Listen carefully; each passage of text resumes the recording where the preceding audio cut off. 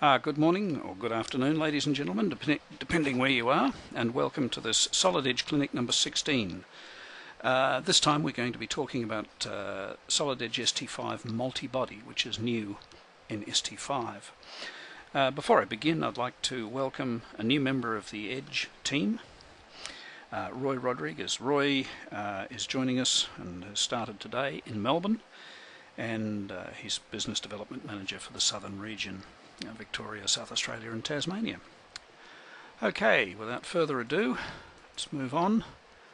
As I said, new for ST5, we're going to be looking at some basics today, just an introduction to this this new way of modelling.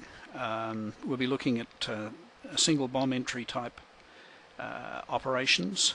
Here I have an assembly and I have a part. Quite often you want to depict an assembly as a single part. It just has a single bill of materials. If we're doing an office layout with these tables in them, we wouldn't want all the detail of the table, for instance. Then we'll look at the conceptual design area of taking a master part file and then breaking it up. You can do that as on a simple one-level basis or multi-level basis, as you can see here in the diagram. Then we'll have a look at tooling, and the other thing that we can do with this MultiBody design is process states. And we won't have a chance to look at that today due to time, but process states is where we have something that we're manufacturing that goes through a number of states. The example I've got here is a watch body. It'll start off as a blank. There'll be some machining on it, there'll be some lathe work, there'll be some drilling, there'll be some rounding, there'll be some polishing, and various states, and this will be all contained within the single part file. That can be very useful for controlling your design. Okay, this is a bit of a revolution for Solid Edge. They've been working on it for some time. It's been, to my way of looking at things, very well thought out.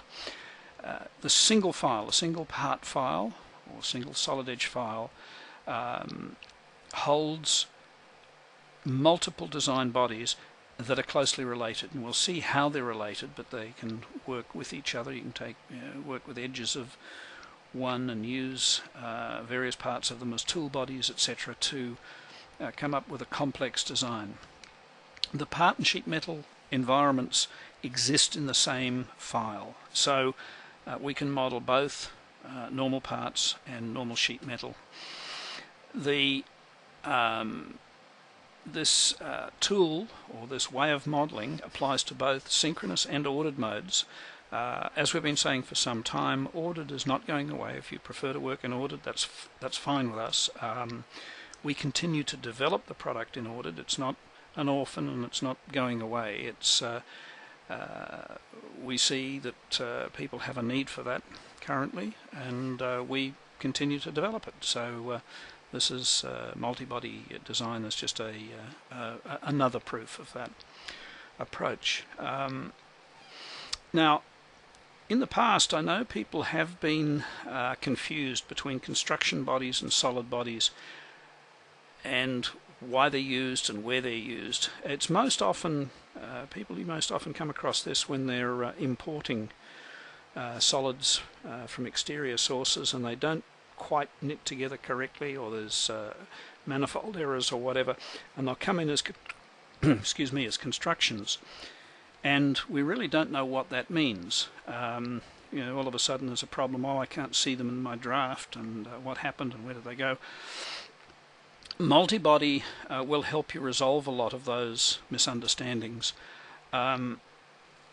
We've increased the distinction between construction solids and surfaces, or construction bodies, and we'll see that as we go through. We've done some work on the Boolean functionality. We've added a split command, and we've changed it such that when you use a body within a design as a tool body, that tool body is not consumed by the operation. It's there to be used again, and you'll see that as we go forward. Now, this isn't compulsory in your modelling. It doesn't change your modelling unless you want to use it, so it's optional whether you use it or not. Although I do suggest, if you're getting into ST5, to take a close look at MultiBody. Just to give you an overview, some pictures of what's going on and how it works. We've got a new command in the Solid Edge command bar called add body. Let's just take a quick look. If I just open a part document for the moment for you, and if I look in the solids area, we'll see this add body, and in here we've got add body, MultiBody Publish, union, subtract. These are our booleans, intersect and split. We'll look at what these mean, but just very briefly, MultiBody Publish is what that does is publishes the bodies that we create as separate part files and optionally creates an assembly. The union, subtraction, intersect and split are standard Boolean operations, and we'll use those as we go through. Back to our slides.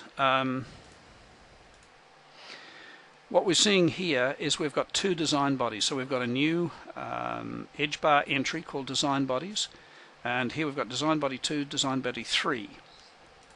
Now in the first instance we've got sheet metal features, so we've got a tab, a flange, and the arrows are pointing at those. So the features are interspersed. As we see, if we click through again, we've got part features, and the part features for the bolt through here are a protrusion, another protrusion, and a thread.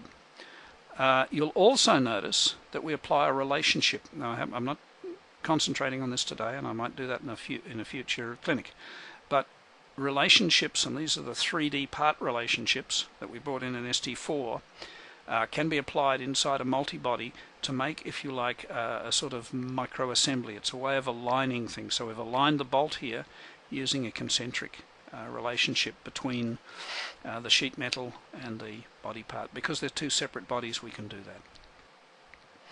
that. The integrated model rules still apply, so we can use both synchronous and ordered together. Synchronous comes before ordered. And in your ordered pathfinder, you've got your normal history type dependencies. And we talk here about interlacing the pathfinder. This is where we have all our features just in the order in which we created them. And of course, in the synchronous area, we can rearrange the features however we like, of course. The environments automatically switch. So depending on what sort of body I'm working on or what sort of body I'm creating, I'll get the right tool ribbon. We see here there's our sheet metal tool ribbon, and if I create or move to a part, I'll get a part tool ribbon. And that happens automatically. We don't have to think about that too much, so don't worry about it. Our construction sheets or construction bodies and sketches are shared across any of the bodies that we care to create, and that'll become obvious in use. So the best thing to do now is to have a look. Let's just take an overview part. We'll have a look at an overview part, and we'll just go through some of the commands and what they do and how things work. We'll take an assembly and make a single part out of that and show you how to do that and what the differences are. We'll make a more complicated part, a bucket part, as part of this actual tractor thing here. And then we'll do a tooling exercise. As I said, part process states we won't really have a time to look at today. So over to Solid Edge. Let's have a look. So the first thing I want to do is to have a look at a fairly simple model. Let's see what we've got in our edge bar here. So we've got this model. We've got our base planes. You can see, turn them on and off, and we've got our PMI. We've got our base coordinate systems. All a normal thing here, but we've got now this thing called design bodies and construction bodies.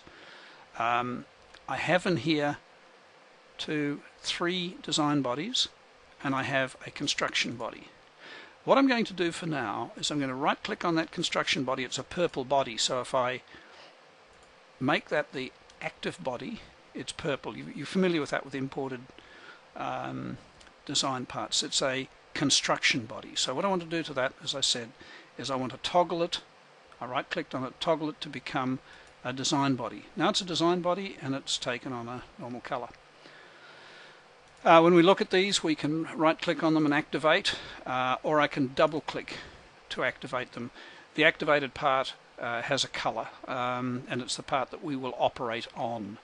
But let's do a synchronous move on this face here, and if I move that face down, you'll notice that live rules are applying. The live rule is changing the design body on the other side because it's finding symmetry. Okay. We look in here, and in our features, let's close down the ordered because it's just changes in here. If we look at our features, we see tabs and flanges and protrusions and holes and break corners and more protrusions. So we've got a mixture of things going on. What is happening? Well, there's two things we can do. If we right click on a design body and say show the body features, what we'll see highlighted in green are the features of that body that's highlighted in green. So go to the next design body, do the same thing, show the body features. They will change. And likewise, show the body features is just a protrusion there, that's all there is. If I go to this one, we will see there's just another protrusion.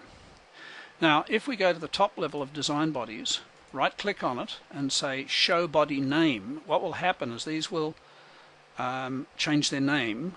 There's my tab 1, flange, etc. Just stretch that out so you can see the whole thing. But it's got design body 1 ahead of it, design body 2, so you know which they belong to just by looking at the entry in the list. Now, just to take this one step further, let's go to a draft, create a drawing, and next, and I'll just take an ISO view, finish that, just scale it up a little bit, there we go. Yep. Didn't need that second view, did I? Okay, so we can see everything in that view. I've got my pin in here, I've got my two side flanges and the wheel. Okay, let's just go back to the part for a moment and take this design body here and toggle that back to being a construction as it was in the first place, the purple thing.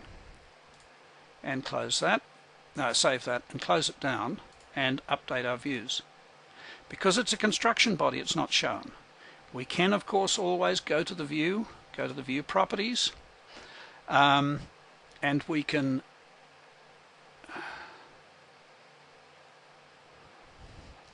what do I want to do? I want to show everything. I'm going to list all, and I've got some design bodies in here. Right, so I want to take one of those design bodies and say show that, and that will then be visible when I update it. He says, huh, no it isn't. I've got the wrong one, that's my problem. I've done it 3 times, so it's a bit silly. There we go.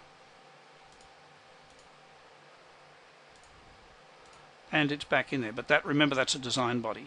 But if we do it correctly, and we take those design bodies and don't show those, which is the default,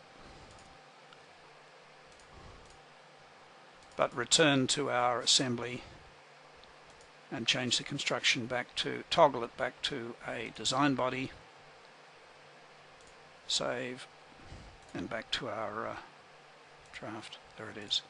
So the construction body is only construction. It's there. It's a construction entity. That's what it's there for. The design bodies are what comes through in your design. Okay, let's take this a little bit further. In this case, in the next case I'm going to look at, what I have is a single part file. Right? Now what I want to do with this is to break this up into separate design bodies so that I can publish them separately and build an assembly from them, for instance.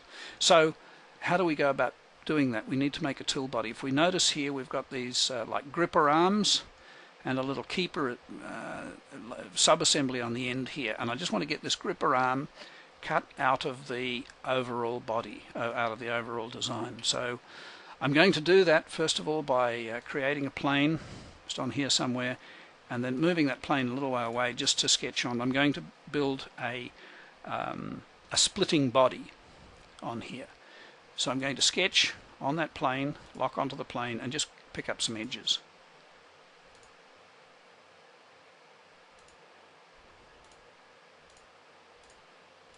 Pretty straightforward, nothing unusual about this, and then just trim the edges.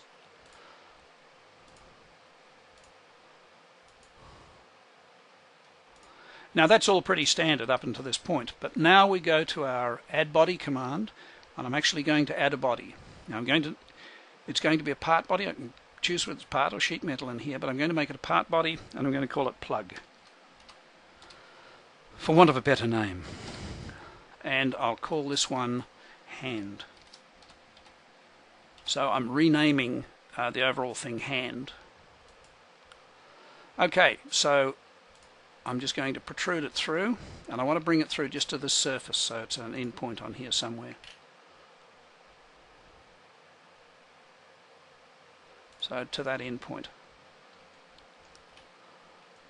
Okay, so I've got my plug body in there, and it's enveloping that arm, and it's the shape that I want to cut that arm out, but it doesn't go over the bits and pieces on the end. They're the keeper pieces, as it were. So I'm going to activate my hand. I'm going to use my split command. So I want to split from the body using that tool piece and take it off. And it says the resultant body is non-manifold.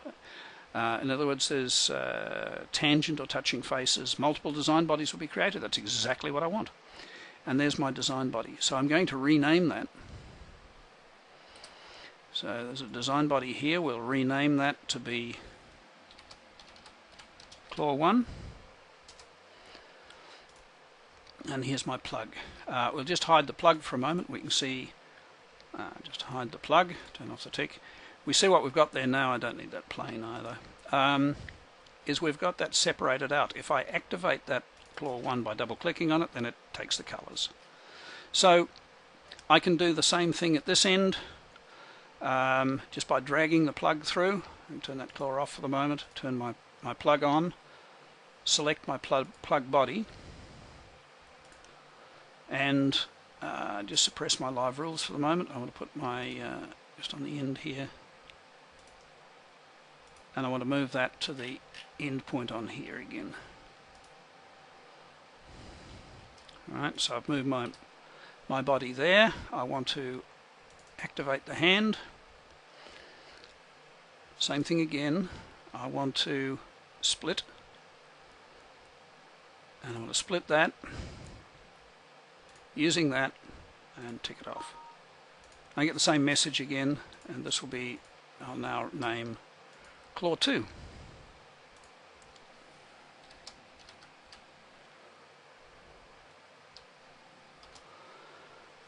I don't need the plug anymore. I'm just going to delete that. So in here now I've got my two claws.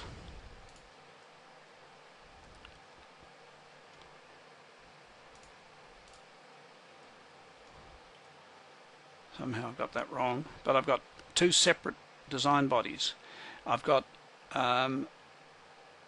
this construction out here. What I want to do is break that out. So again, I'm going to sketch on a face.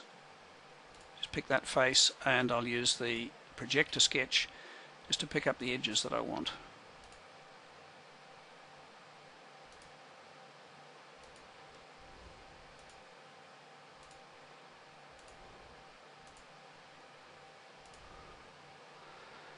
Now at this point I can turn off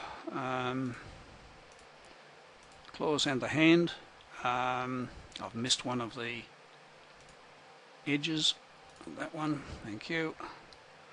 I'm just going to turn off that hand, trim it up, and I'm going to create a new body in here. So I'm going to add a body, and I'm going to call it keeper plug, point a bit, and just give it some depth so it's enough to cover the plug. There we go. Bring back my hand, and to activate the hand, and I want to take the keeper off there now. I picked the wrong edge when I positioned my part before. So again, it's a split. I'm going to split that body using that, tick it off, and escape.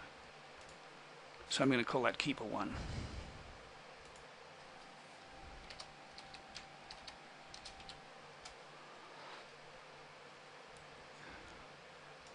And I'm just going to get rid of the keeper plug for the moment because I don't need that anymore. Turn everything on. And I can use my MultiBody Publish. And I've got to save this part first. And then it'll say I'm going to create the hand, the claw, and the keeper. If I bothered the other keeper. And I can also create an assembly. So you can see how this puts things together fairly quickly, and they're associative files, and it's building those files as we go through. There we go. And you can see I've built those files. If I go and have a look now, I will see those files. Let's bring those up.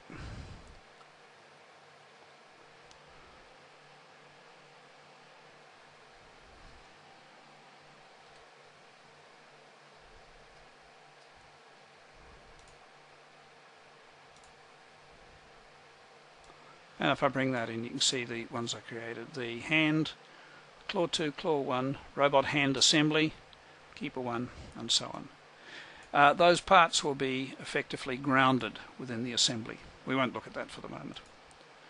Okay, moving on. The next thing that we wanted to do is to make something a little bit more complex. And what I'm going to do is to create a blade that fits on this, this front mounting for the truck here. So we're just going to go into the sub-assembly. We're going to open that sub-assembly, and in this sub-assembly we've got some configurations that I want to take a look at. So I want this one and this one, and what we've got in there are some sketches and parts that are used to attach the blade that I'm going to make. So we can see our blade there, we can see the attachment pieces, and I'm going to build the blade in this position, and it's just giving me that, and later on I might want to be able to build some links from the holes here back into the attachment unit.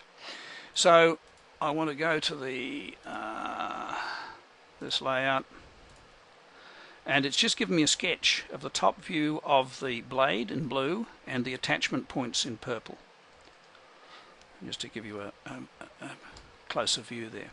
Now the first thing I want to do is to check how many of the attachment points there are to know how many ribs I need. Well, there's 8 of those for either side, and I want to find out how far they are apart. So I use my inspect menu, smart measure, and just measure between the there, and it's 385, so take a note of that. Okay, so first thing I want to do is to box select, pick up the all of the entities in here. Sorry, edit it first. That's better. And we see all our dimensions on here, and as I protrude this, it will of course take those dimensions through into the solid model. I want to do that symmetrically. Now I can come up to my command bar and tap the symmetric, or I can just hit the shift key. Just one tap on the shift key, and I want to bring it out. This gives me the overall length of my blade. Okay, for the moment, just hide the PMI, turn those off. The next thing we need to do is just to hollow this out, thin wall it. I want to thin wall it outwards, 25 millimeters. Take out that, and that, and we've got a nice thinned out wall. Probably the next thing I want to do is to create a rib in place and then replicate those ribs. Now we're going to use the same shape, same sketch now as we used to create the bucket, but of course that's been consumed in the synchronous process, and it's in the used sketches, and I can right click on that and say restore it, and it'll be in my sketches, sketch 2. And I want to move that sketch back so that it's at the edge of this hanger up here. So if my live rules are defaulted, that won't move because of the live rule that says lock to base reference planes, because it's on the base reference plane. So I'll just turn that off, and we want to move it to the end point up here. I'll just zoom in a bit for you. And I want it to lock onto there. So if we just take a top view, it's in the right place. Yep. Now we can use our region and I want to take this single-sided, so hit the shift key again, and I want to make that 25 millimeters. Now you see what it's doing, it's actually making a part inside that part. It's just going to add to that part.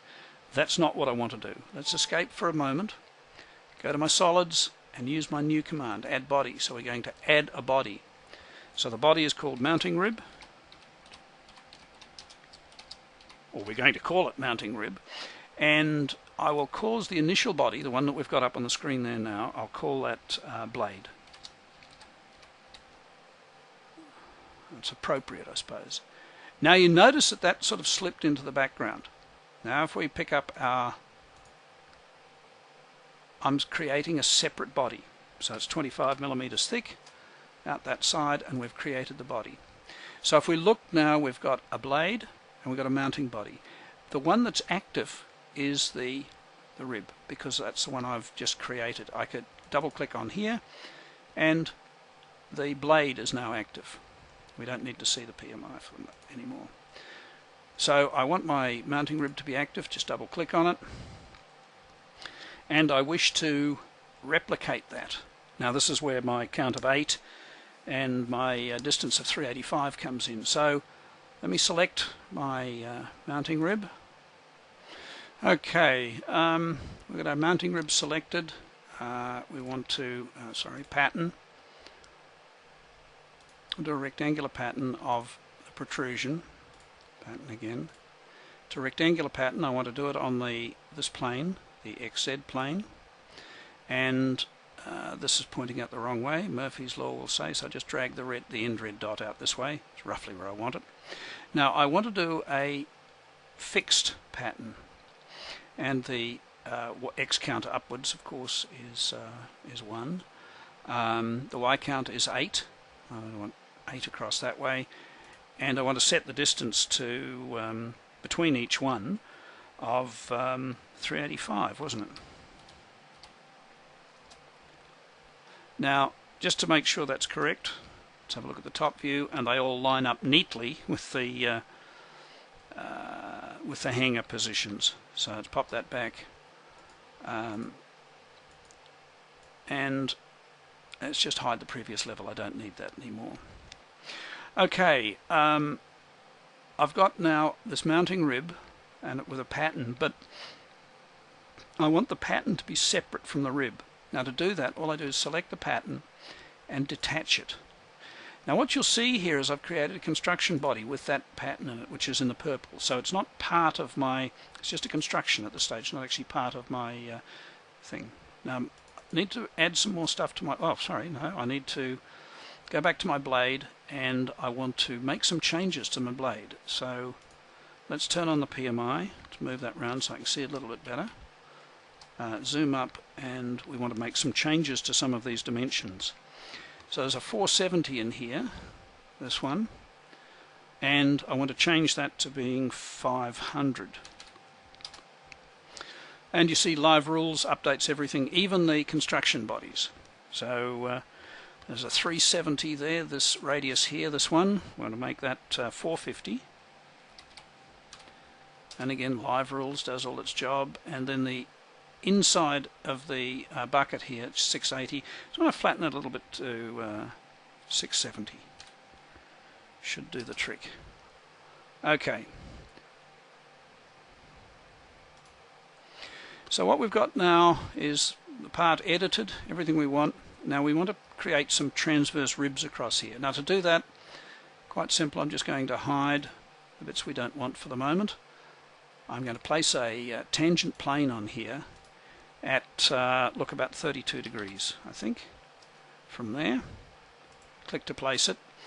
Now I'm going to draw a line on there. Use my radial menu. Okay, lock onto the plane, and we'll find our pierce point there. Just make a little line segment in there. The thing that we want to do here is to create a rib, and the rib not yet. I need to offset that. Sorry, I got myself distracted. So I want to select the plane and the sketch. I want to bring them up 30 millimeters. Now the reason for that is just so I've got somewhere to reset my rib to project my rib down to. So now let's produce the rib.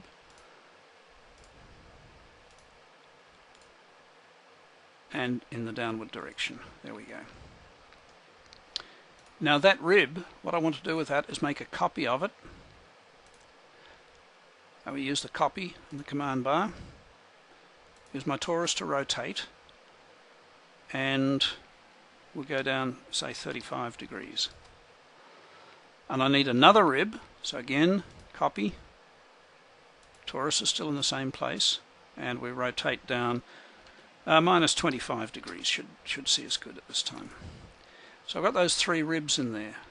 Now, we need to round all of these, so we go to our round command, pick edge and edge or corner. Pick all of these up, 10 millimeters would be fine, and round all the edges. Now let's have a look at our mounting ribs. Yes, well, as we can see, they need to be cut away to allow for those ribs. So again, just activate the rib, my solids into my add body command, and I want to subtract so target bodies, all the ribs, tick those off, and I want to subtract the blade body.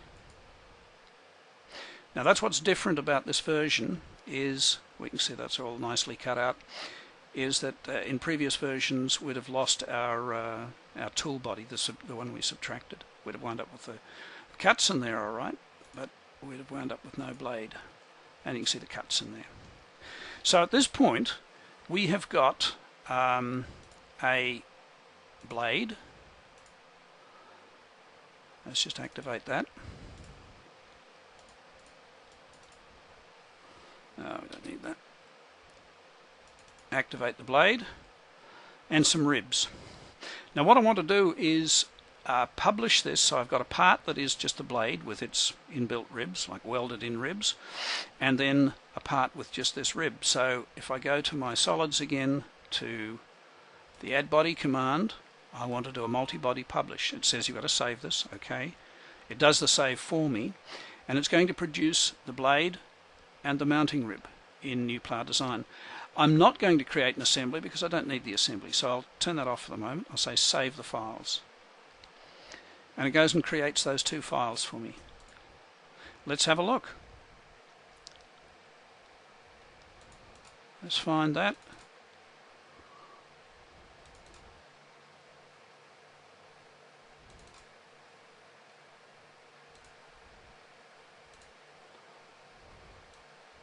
And if we look in here, we'll see the blade and the mounting rib. We just connected just right now. So I want to have a look at my mounting rib. Just turn off the ends, and I can make a drawing out of that. So new, create drawing. Okay. Next. This is where our custom is useful, as I want to pick that up to a standard orientation. There we go. Close. It's unique to Solid Edge, this ability. Take that custom view, and I'll take a side view and an isomeric.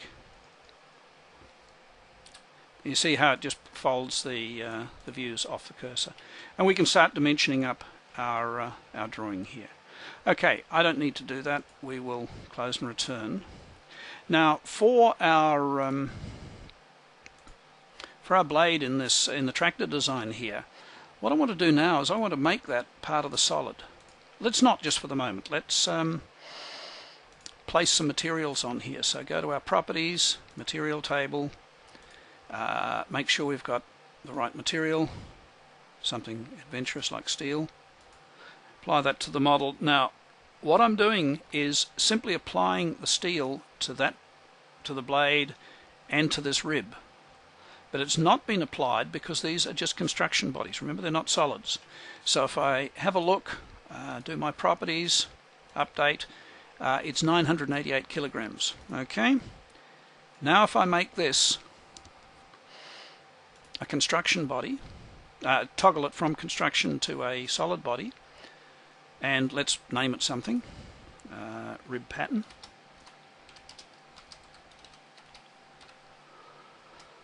Okay, and go back to our properties and update 988, and we update 1166, so we've got the weight of all of those are in there.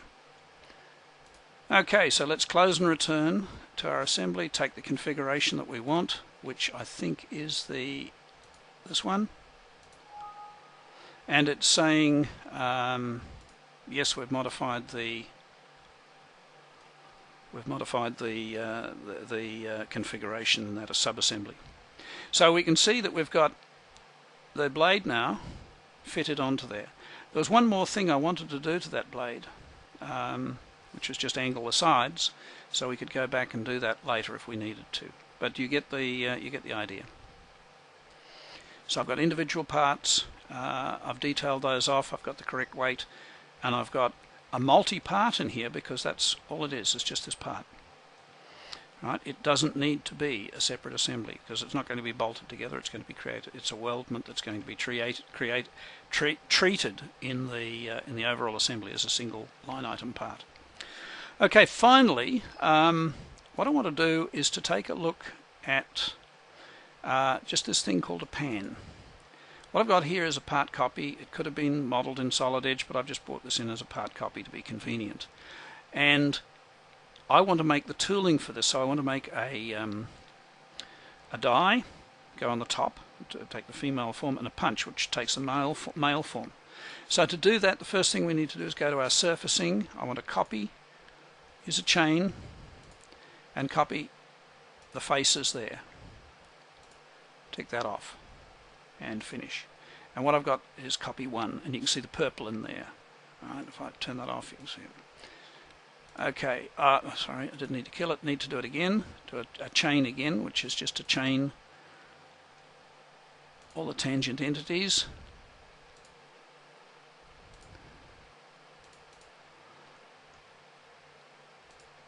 So what I've got here now, if I deal with those two, this part copy, I could just attach that for the moment. I don't need it.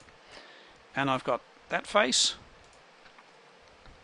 and I've got this face, and they're separated by the thickness. Okay, the first thing I want to do is to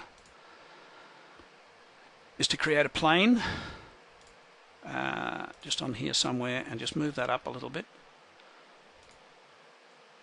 because this will be the die, and I'm going to model on there. So I'm just going to take those edges, and I'm going to take a single face, and there we go.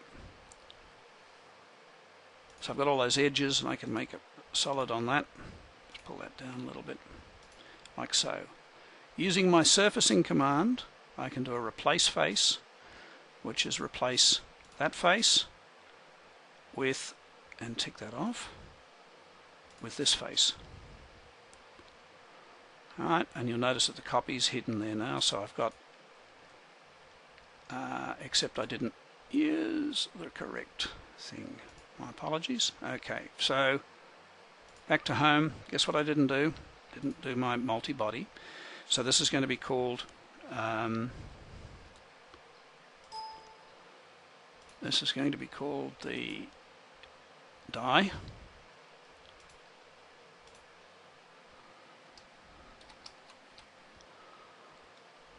Okay.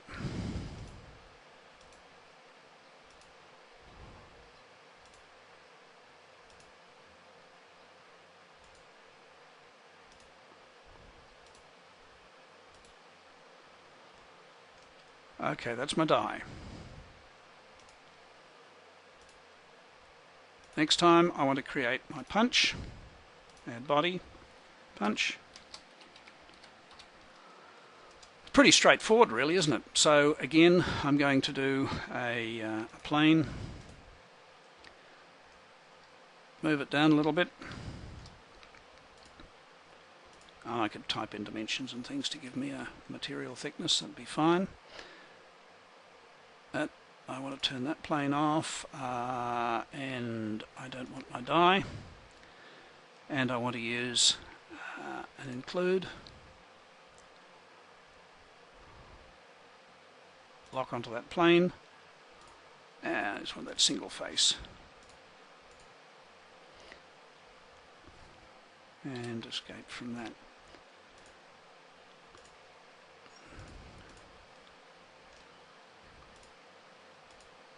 That little bit of thickness. Okay, and surfacing again. Replace face, so take that top face and my body there. So I've got my die and my punch. This body in here is a construction, so it's not going to appear in it when I publish. So turn on my die and my punch. There they are. Don't need any PMI. And that's all associative, of course. So when I go to Home and I MultiBody Publish, I will get my die and my punch. And I can create an assembly, which I don't want to in this case. And I've created those two parts, which are linked associatively back to my master model here. So if things change, they will update. Okay, back to the slides.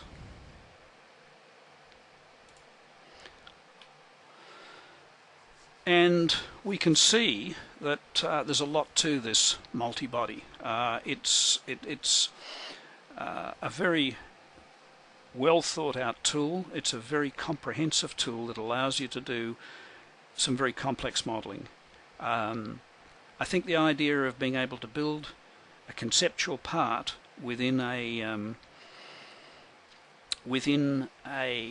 single part, and then to be able to break that up into an assembly or its constituent parts, is very powerful.